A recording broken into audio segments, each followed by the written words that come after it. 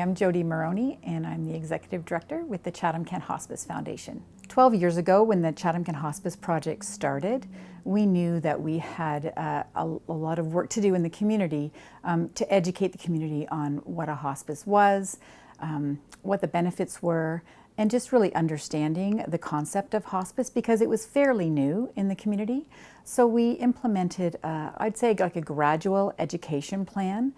We were really lucky to partner with local media, radio, newspapers to kind of start with what is hospice, help people understand that. How could their families benefit? How we are funded, because we're funded differently than hospitals. So just helping people understand that. We did a lot of community presentations, and we did a lot of listening because people often wanted to share their experience of end of life with us, and they soon were realizing how maybe their experience could have been different if there had been a hospice in the community.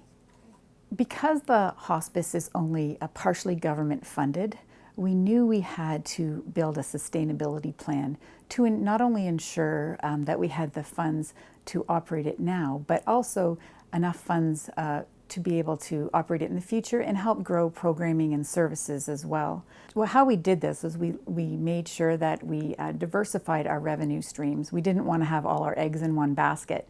And this really, this strategy really became evident and beneficial during the pandemic when we weren't able to host events.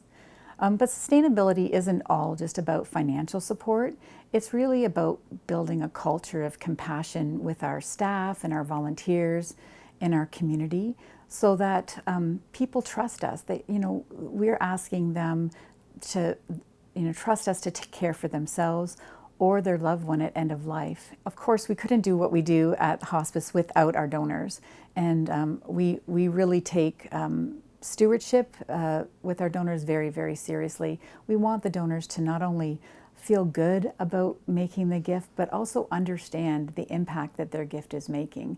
At the Hospice Foundation, we like to invest in not only our staff and our volunteers, but also our partnerships within the community, whether that be a service provider or our partnerships with other charities.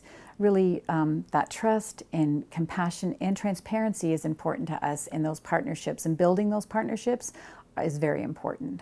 When I heard I won the Visionary Award, I was quite surprised, especially considering the worthy nominees that were part of that. I was quite honored. I'm set to retire the end of June, and so when it's a time to look back on your career and reflect on what you've been involved in. To think that it started by an inspired group of volunteers who just wanted a hospice in the community and acted on it, to the dedicated donors, staff, and volunteers, and that have continued to make it happen over the last 10 plus years. It's just a wonderful feeling to know that I was part of that.